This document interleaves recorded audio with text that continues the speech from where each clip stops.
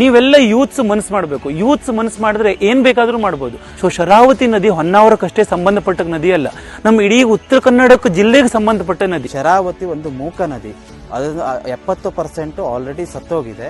ಈ ಯೋಜನೆಯಿಂದ ಪೂರ್ತಿಯಾಗಿ 100% ಕೂಡ ಅದರದ್ದು ಸಾವಾಗುವ ಎಲ್ಲಾ ಮುನ್ಸೂಚನೆಗಳು ನಮಗಿದೆ.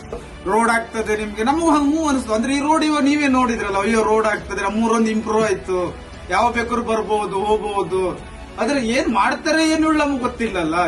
ಕಡ್ಕಡಿ ಗೊತ್ತಾಗಿದೆ ಈ ರೀತಿ ಏನೋ ಕರೆಂಟ್ ಉತ್ಪಾದನೆ ಪ್ರಾಜೆಕ್ಟ್ ಆಗ್ತದೆ, ಅದರಿಂದ ನಮಗೂ ಎಫೆಕ್ಟ್ ಆಗ್ತದೆ, ಭೂಕುಸಿತ ಆಗ್ತದೆ.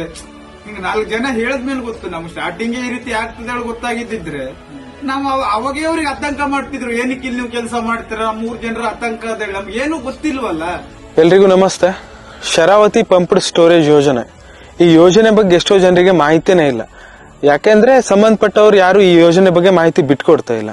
ಉತ್ತರ ಕನ್ನಡ ಜಿಲ್ಲೆಯ ಗೇರ್ಸೊಪ್ಪದ 360 ಎಕರೆಗೂ ಹೆಚ್ಚು ಅರಣ್ಯ ಪ್ರದೇಶವನ್ನು ನಾಶ ಮಾಡಿ ಮಾಡ್ತಿರುವಂತ ಯೋಜನೆ ಇದು. ಈಗ ನಾವೆಲ್ಲ ಮಾಡ್ಬೇಕಾಗಿರೋ ಕೆಲಸ ಏನಂದ್ರೆ ನಮ್ ಜಿಲ್ಲೆಗೆ ಈ ಯೋಜನೆ ಬೇಡ ಅಂತ ಹೇಳ್ಬೇಕು. ಸೊ ಅದಕ್ಕೊಂದು ಅವಕಾಶ ಏನಿದೆ ಅಂದ್ರೆ ಇದೇ ತಿಂಗಳು 18ನೇ ತಾರೀಕಿಗೆ ಗೇರ್ಸೊಪ್ಪದ ಗುತ್ತಿಕನಿಕಾ ಪರಮೇಶ್ವರಿ ದೇವಾಲಯದಲ್ಲಿ ಪಬ್ಲಿಕ್ ಹಿಯರಿಂಗ್ ನಡೀತಿದೆ.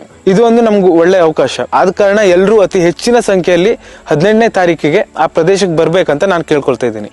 ಈ ಶರಾವತಿ ಪಂಪ್ ಸ್ಟೋರೇಜ್ ಯೋಜನೆ ಬಗ್ಗೆ ಸಿಂಪಲ್ ಆಗಿ ಹೇಳಬೇಕು ಅಂದ್ರೆ, ಡ್ಯಾಮಿಂದ ಬಿದ್ದಿರುವ ನೀರನ್ನ 350ಕ್ಕೂ